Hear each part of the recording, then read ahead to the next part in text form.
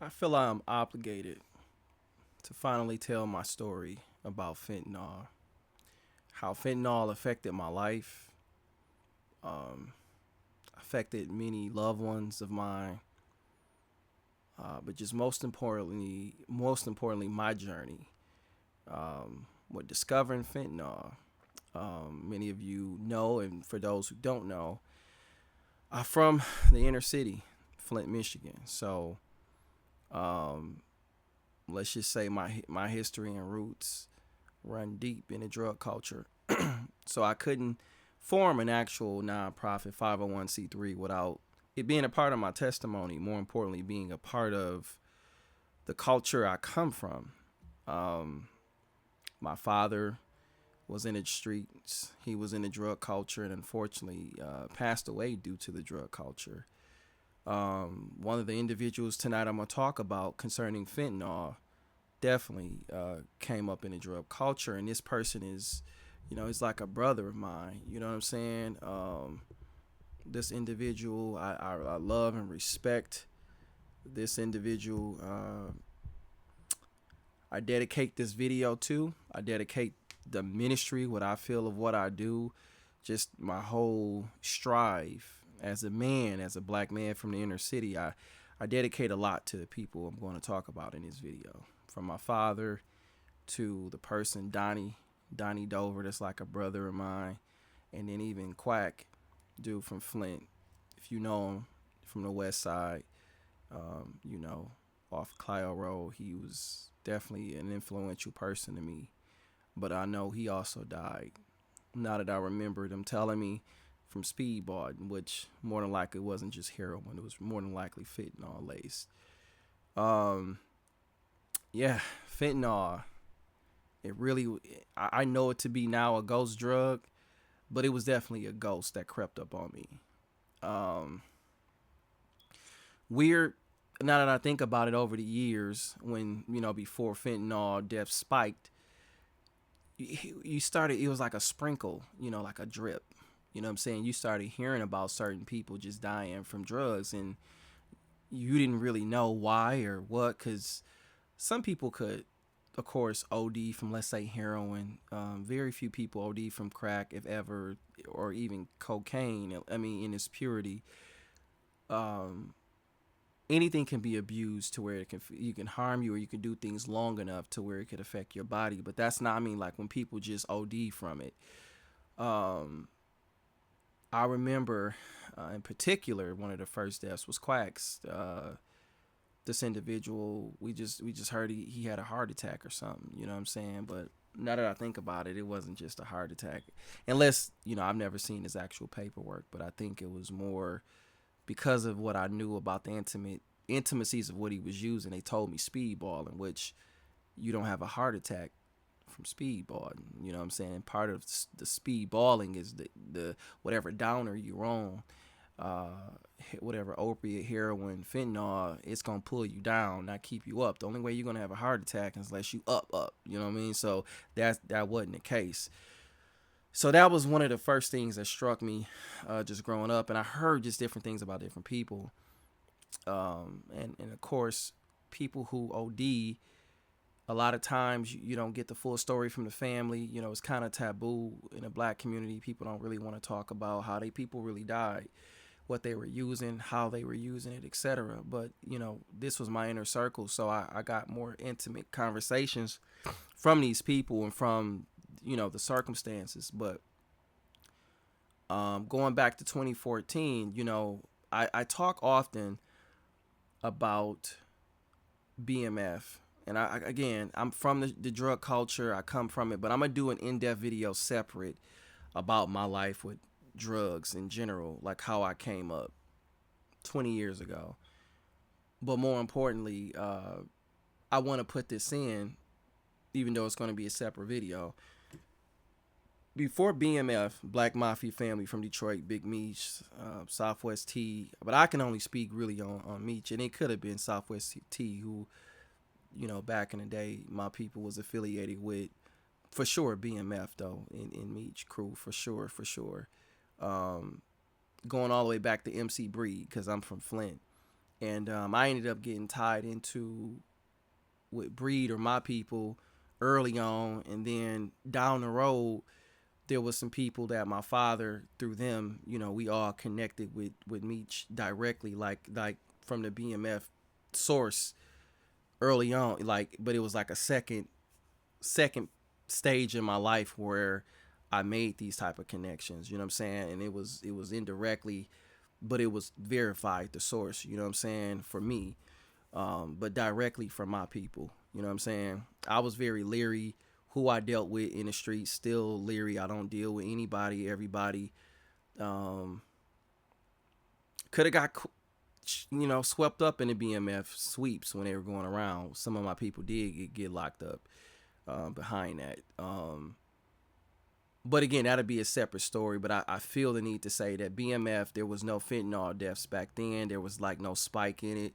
There was no fentanyl crisis. So, I mean, these boys were cocaine cowboys. And don't get me wrong, I ain't glorifying what they did. But in reality, the cocaine wasn't the problem, bro. Like that, when they gave this man 30 years, get that man out of prison because he didn't sell the bad stuff that is out here now. We didn't have the fentanyl crisis, and and in my mind, this is how I feel about it. The cartels are directly responsible in China, but they're and it's not all cartels. People think it ain't just one cartel. I mean, there's a lot of different La Familia cartels and La Familia affiliated individuals that involved in drug trafficking. So it ain't just one source, you know what I'm saying? And I know people who are staunch. I knew of sources directly that, hey, they don't sell fentanyl. They're very cautious about selling things that can harm you. But I know overall the main cartel was pushing fentanyl, and they got into trafficking it and pushing it, and they're responsible for many deaths. And then with that being said, I think many of these people should face the death penalty for it. That's just how I feel. And I'm talking about for real, large quantities, fentanyl trafficking, large quantities, like real, like you're responsible for them deaths. We've had nearly 700,000 deaths in 6 years. I would say probably close to 1 million, almost 100,000 a year, but it's more than that. You know what I'm saying? Like, I know it's definitely more than that, because you could have different drugs mixed with it, and who knows, you know what I mean, toxicology reports and how things turn out. But let's just say, I think directly cartels, they made a very bad decision to get in bed with China and to get in bed selling this synthetic opioid. Like, it's death. And that goes into the person who I'm gonna talk about, and again, my journey and how it affected me. But I just want to say that the BMF crew, they didn't sell fentanyl, and I'm saying this because verifiably I was a young man with sources of pure cocaine, like straight pure cocaine as a young teenager, like, and I can tell you this, it was not at all fentanyl. It was nothing in it like that. No, you weren't dying off this stuff, right? And again, separate video, because I really want to get into it, but I don't want to distract from how fentanyl, because it's a very unique course that fentanyl took me on, like what I discovered, how it affected me, how it affected my loved ones. That is not me really being involved with the drug culture, but just it affecting me. And I'm sure it affected you and so many other viewers and listeners and so many people in the world, so many people that's out here. Fentanyl, in my opinion, has been one of the number one health crisis, public safety crisis, national security crisis, etc. So again, cartels are responsible. I think they got the guy from the cartel just recently, flew him into El Paso, Texas, and I think he should face the death penalty. You know what I'm saying? El Chapo, all these guys, if whoever decided to start at the top making the decisions to funnel fentanyl, they should face the death penalty, man. We got to get this back in blood. That's how I feel about it. In fact, the fentanyl crisis has gotten so out of line. I'm surprised it ain't already been vigilante justice and people targeting dealers. Like, honestly, people who selling this stuff, bro, you selling this stuff for financial gain, knowing that the chances of people ODing are like greatly, almost 100%. If you using, you just gonna OD, not even necessarily die, but more than likely, if you're ODing, bro, you close to death, very close to death, and you more than likely will die from it. You know what I'm saying? The statistics are just, it's unbelievable. and it never made sense to me from a financial standpoint. Someone grew up in a drug culture, someone who just came up to, well, I mean, it's just unbelievable. And I get it. Some people drug choice, are of heroin and opioids. But that don't mean everybody else want to use that stuff. Like, everybody don't want to use no heroin or opiates. And I was raised, you don't touch heroin. I was raised, you don't touch promethazine, codeine. That's heroin. You don't, and I definitely wouldn't touch no fentanyl, because fentanyl is it's like a super fiend drug. And the chances if you shoot that up, the chances of you, unless you were incarcerated for like 6 months, a year to get clean, like you not gonna fight it. And then if you get free, most likely people go right back to this stuff. So it is that deadly that if you don't take and eliminate the threat of it, and physically and somehow isolate the person, and get them off the street, get the drug off the street, you can't stop the death and the destruction is going to cause. So my journey with fentanyl, back in 2014, I got a call. Basically I found out, man, it was crazy. A good brother of mine, this is his obituary. So for people that want to see, it's a very important person to me. Donnie Dover. I want you to see this.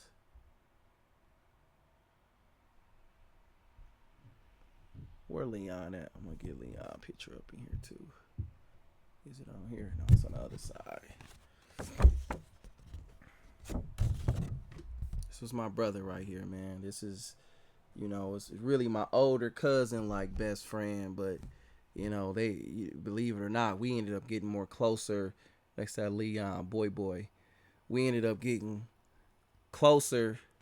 Really over the years. We ended up getting closer over the years, more closer than what me and my older cousin, Marquil, like we ended up getting more closer than me and him. He was a real genuine dude. When I say genuine, just some people, man, you lose. Sometimes it seems like you just lose the good ones, man. You lose the people that love you the most, people that just supported you the most. My father died. Was a victim of a homicide. And again, a lot of the stuff I'm talking about from meat and drug culture, how I'm gonna do separate video. My father, I'm gonna talk about him, how he died. I'm gonna do a separate video. This is a lot of it is family oriented. But when my father died, and that was just a terrible time in my life. Donnie was, who I just showed you on obituary, was one of the first people at the hospital. Wrote on the board, little Darwin, I love you, and pretty much said, because that's my father's name, and I just never forget his genuineness. He touched you. If he had love for you, he loved you. You know what I'm saying? And if he didn't, he gonna tell you too. Like I mean, I just love real people, and we lack them type of people nowadays. But his support for me was just unwavering. You know what I'm saying? I remember when so much stuff happened with me, when I got involved in politics and other stuff happened, and just people was trying to do different things. And I come from, all my people died from drugs. Ain't none of them died from violence. We know violence. We know how to deal with violence. We ain't worried about that. But drugs, that was a little different. These guys grew up, I mean, just connected, and they had drugs like rock stars, and they did drugs like rock stars. So, I never did drugs because I seen all them do drugs. So I never had a reason to do drugs, never did drugs in my life, never did nothing. Like I ain't even the type, I don't like nothing controlling me. So I don't even play that. Now I am pro from new information, again, separate video. I can talk more about my preferences as far as my political stances and my activism on drugs, because I am pro drugs, pro natural, medical, plant-based drugs. I'm not for the synthetic fake fentanyl and all the crazy stuff that's come down. You can't even find pure opiates anyway, like from a poppy plant, etc. You can't even find it. They got nothing but fentanyl out here. Um, but basically, Donnie was just he was a rock star when he did drugs, man. Like if you know Donnie from Flint, hey, you know Donnie, man. And nobody did drugs probably more than him in a sense. And this is something to say for all the people who came up in the '90s, early 2000s doing drugs hard. And that's how a lot of my cousins came up, just smoking weed hard, doing blow hard, just and they lived though. These people didn't die from this, but then all of a sudden there was a change, and then them same people, if you did drugs, I mean, it's probably fentanyl done killed 70, 50, 70%, 80% of these people. I mean, people have been doing drugs for 10, 20, 30 years. Bootsy said it on Vlad. They all dying from fentanyl, whether it's through crack, cocaine, whether it's through heroin, speedball, whatever it is, they basically been dying from it, bro. Like ever since they introduced this stuff from 2008 on up, 2014 is when he died. His obituary right now is November 28, 2014. That's when he died. You know what I'm saying? That's when he died. So I get a call just to tell you the story how it affected me for real, for real. Like I get a call and I see it on Facebook or call and that it just crushed me. I don't even really want to discuss how I felt. It was beyond unreal because before I got married, I ended up talking to him. I called him and you know, I I've been gone a long time from the streets, like 20, 30. Like I've been gone a long time from it. I left where I was from, where I grew up at. I left everything. So I ain't been around a lot of people. I ain't seen a lot of people. And they would tell you like I'm a total square right now. Like honestly, I mean it's in me, it ain't on me, but I ain't no street dude. I don't care about that. Like to me, I've been graduated. I got 3 degrees, an MBA, a PhD candidate. Like I've been a politician. I've did a lot. So really, my whole experience is now is how to better this stuff, how to make it better for my kids, how to make other people's lives be impacted. And part of it is having to know what's going on. So you gotta be in the mix, so to speak. But the truth of the matter is, I'm led by it from a passionate ministry standpoint. Like I care about that whole environment because I grew up in it, and it's like I got a lot of trauma from it, and it helps me grieve too. Grief leads me to do a lot of it in a good way. Um, but this is real serious stuff, and I've never really publicly talked about it. I've never really said it, never, and I think this is healthy for me because I don't always talk about this stuff. But when I heard about Donnie dying, like that just took me out of here. Like it just messed me up like that. And then of course, I'm angry. I'm thinking something happened to him, but no, nothing didn't happen. When I got word, he was telling me like somebody got him some bad. My cousin called me like, if you know Sparkle from Flint, he's like, yeah, man, somebody gave him some bad dope. And man, this dude Donnie been doing drugs all his life. Like, I mean, they know how to use drugs. Like, so that ain't the issue. Like, something wrong here. And I just remember being so upset. And I wasn't around a lot of people, but when I went to see, like, I think he had a viewing. I popped up, talked to his sister, and she kind of told me the whole deal. Somebody with him had OD previously, so who was a bad batch going around. And I say bad batch, but fentanyl is fentanyl, so they was using fentanyl, which is bad dope, period. It ain't just a bad batch, it's bad dope. And so a lady OD'd with him in a hotel room, so he ended up getting caught up on that, and he basically ended up getting out. But even before his death, I want to finish that part. I talked to him before I got married, and he just didn't sound the same. He didn't sound like himself. And I've been around the drug culture all my life. I can't say all, but when I was younger, born into it basically. And he just sounded so bad. He sounded like whatever. And I didn't know nothing about fentanyl, so I'm not thinking that's what's doing it. But I knew something was different. This wasn't the normal stuff we grew up with. This wasn't the normal crack. This wasn't cocaine. This wasn't even heroin. I mean, they didn't shoot up. Black people really don't shoot with a needle. Like that typically ain't how we do drugs. I'm not saying black people don't. Clearly, black people have historically did it too, but I'm just telling you my experiences, right? So I just knew something was so bad. It was so bad, like I didn't even get a chance to pick him up from my wedding. He wanted me to pick him up, and that wasn't him. Donnie always kept a fresh ride, always kept a, if you know him, Camaros. Like he was just always holding his own. Like, you know what I'm saying? Always had it, hustled for it. However he had to get it. His family had it. So that was like a big something was wrong. And I knew then I felt like I needed to get to Flint. I needed to get around the people that I loved, that I cared about. He was one of them.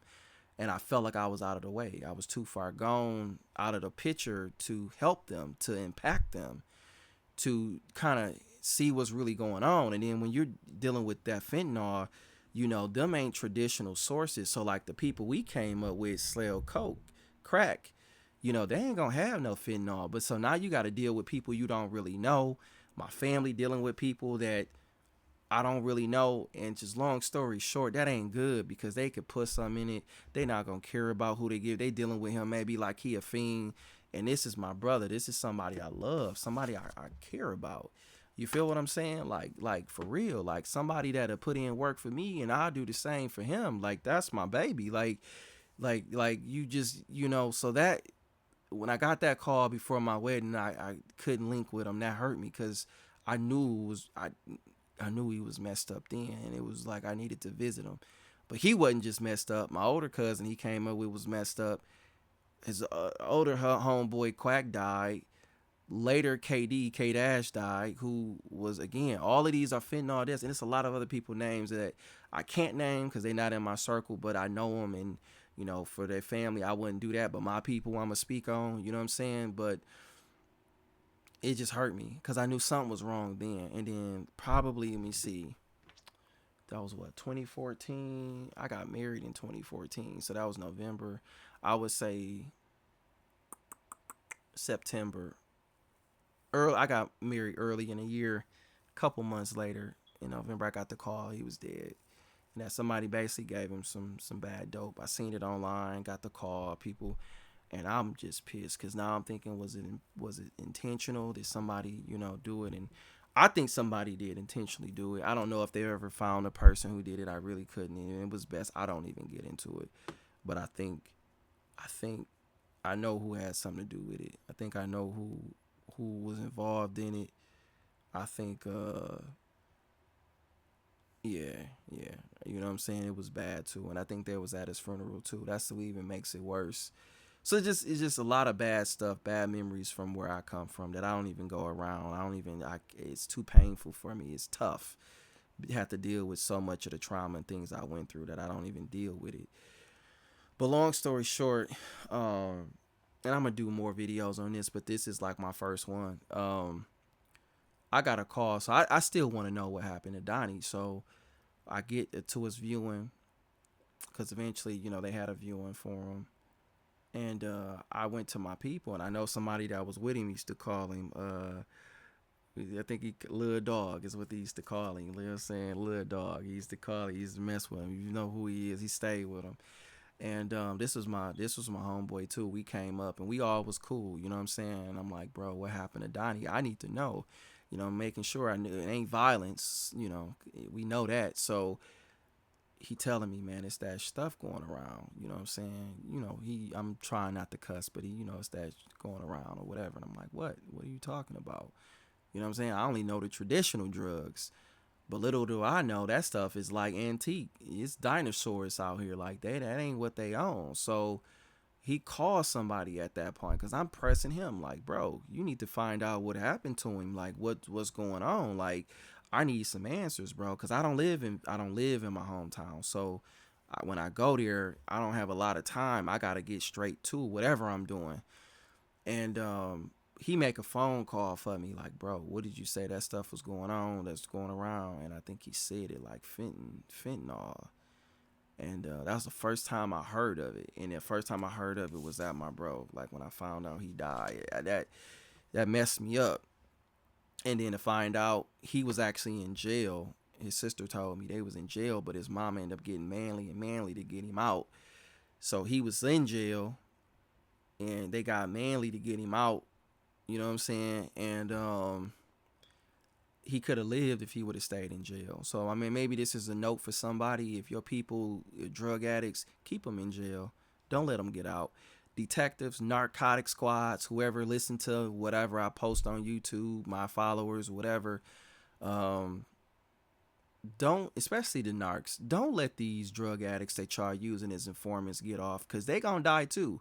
They using the same drugs. Mostly 90% of the people out here using fentanyl and some type of opiate. So you using them, and you may use them for work, but when they gonna die out here, like they gonna die on their own. Like it used to be, you have to worry about if a person is an informant, you got to worry about somebody hurting them. No, they gonna hurt themselves, because this stuff is bad out here. If you don't put them, like lock them up, like mandatory drug testing if they out continuously, if they don't lock them up, because if you don't, if you do not lock up fentanyl users and hardcore drug users, they're going to die.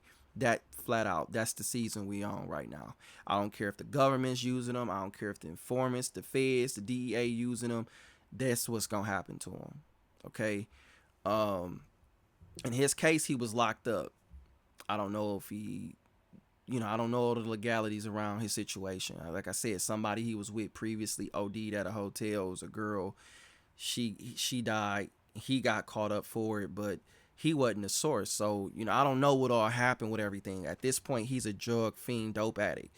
And most dope addicts will tell. Most dope addicts at that point ain't they real self. So I'm just telling you, like, that's just the real. You know what I'm saying? And it just hurts me, because when they told me he could have stayed, they let him out. And as soon as he got out, like within a day or two, he died. Um, and I don't know if that was intentional to shut him up, or to, take care of him, to keep him from telling on the source. I don't know. I just know I was so hurt and broken by it. Like but I'm so glad my people made the call to find out for me, because I didn't know. I had been so distant. I went to college. I went to school. I was away. I didn't know what was going on. So that was my first experience with fentanyl. And I don't know, man. It's changed my whole reality. It impacted me for years since then, because I've always wanted to know, what was it? What are they doing? What are what's happening to people using it? And now I'm curious. I'm beyond curious. I'm grieving. I want to get retribution against the drug. I want to do something about it. And I ain't no police. I ain't dealing with conventional, methods. So, for me, it is what it is. But that was my first experience of hearing it, and now that I know how it is, many other people before had died from it. Um, I don't know if anybody was convicted of his death. I don't know. I probably could reach out to his mother to figure out, to see. I don't know if anybody did or not. But I'm concerned, and I definitely want justice for him. You know what I'm saying? And again, so anybody that's using that fentanyl, anybody selling it to you drug dealers, you so-called gangsters, hustlers,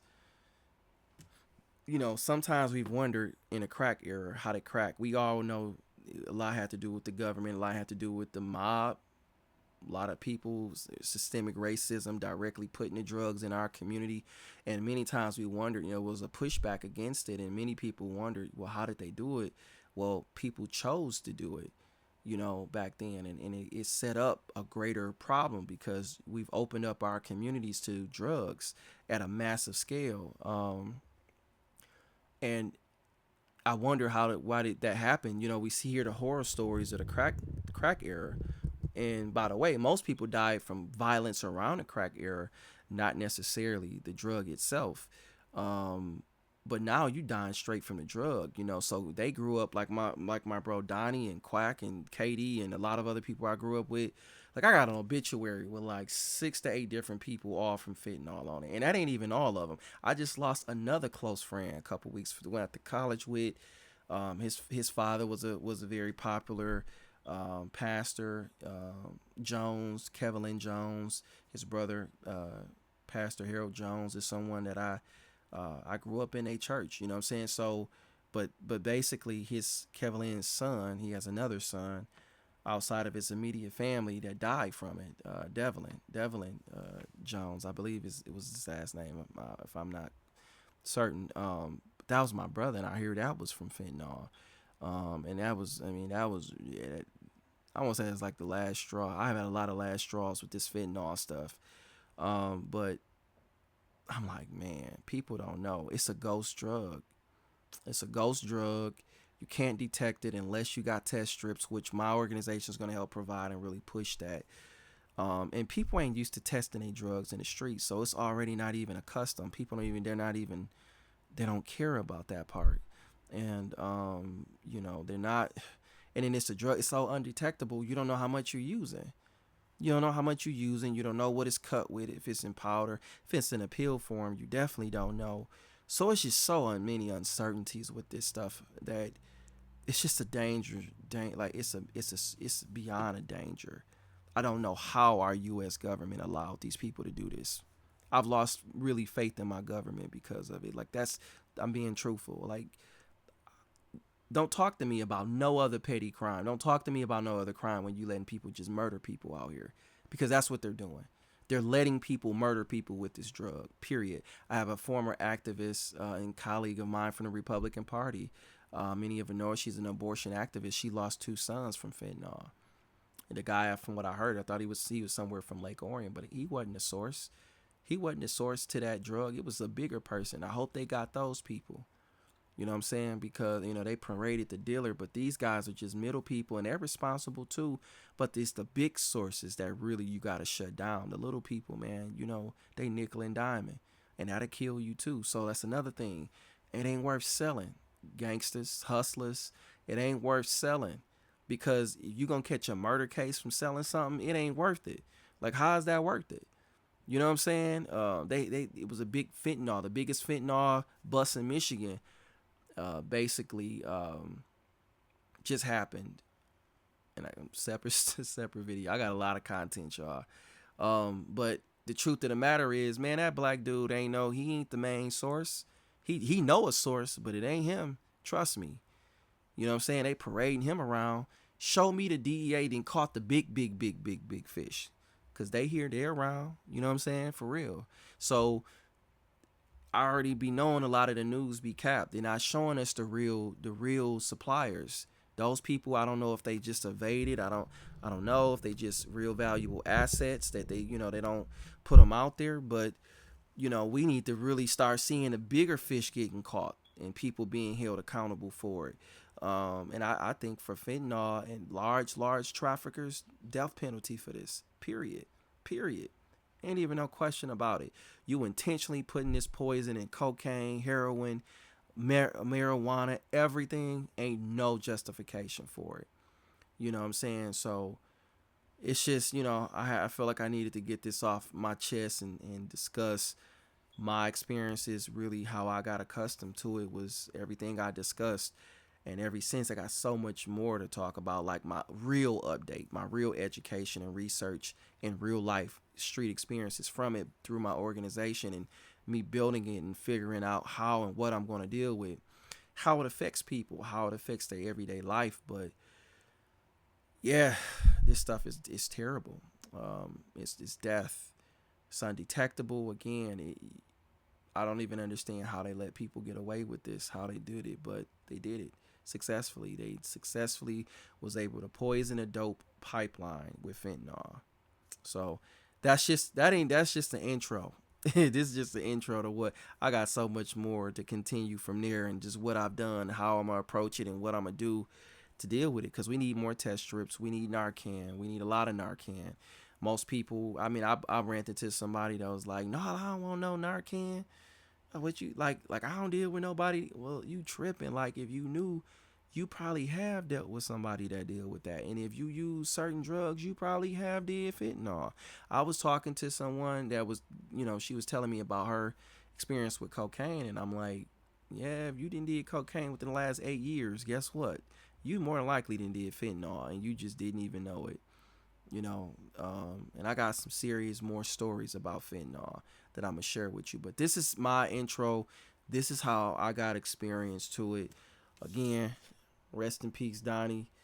Love my bro. KD, Quack, everybody. Man, there's so many other people I want to name, but I got the obituary when I get it printed. I'm gonna show that too. But That's how I got affected with fentanyl. Never did the drug, never, what I'm saying, wasn't really ever affiliated directly with it, but indirectly I was affected by it. You know what I'm saying? And it's affecting a lot of people with the drug. So I'm signing off. I'll bring you more content about fentanyl. I feel like I have to. From real life experiences, from the street, from the pavement, from other people experiences, interviews. I'm gonna bring it to you, raw, unedited, graphic. I've talked to people recently that told me that how much of a death women lost all their kids, just how much of a death people have had with this, and I blame cartels. They ain't our friend. We look at a lot of these people as cool, and I ain't trying to make this about a racial thing, but they from Mexico. Like they don't always have our shared American values. They don't always, have our Black American values. Like, you know, so they crossed the line with this one. Yeah, we used to be cool. Again, I want to say that ain't all the cartels. It's just some that don't deal with that. And those type of people I've met certain people, and they've been very respectable and very honorable, very, dealing with integrity, and they didn't do it. But I mean, it's rare though. Like, it's small. There ain't been a lot of them. But they gotta correct this if it's correctable at this point. This point, I don't think we should import drugs from there. I think we should be able to have our own drug sources. Like, I don't think we need to trust people like that. I don't think we need to have our lives held at stake for people across the border shipping us anything that's untested. And then our government they don't have real common sense approaches to drugs, so you can't even go to them for help. The help ain't even there for them, and I get it. I don't like open air drug markets. I don't think you should legalize fentanyl. I think you should punish it severely. Death penalty for major traffickers, period. Like, I think it should be severe time for fentanyl, period. You know what I'm saying? Not for traditional drugs like that, but the other ones. But we got to come up with some common sense things to handle and combat this drug crisis and epidemic we're in. It just ain't going to go away. But there are things we can do, and we're going to talk about it. We're going to talk about those solutions, those ideas, those concepts, and most importantly, we're going to talk about the lives lost and affected by fentanyl.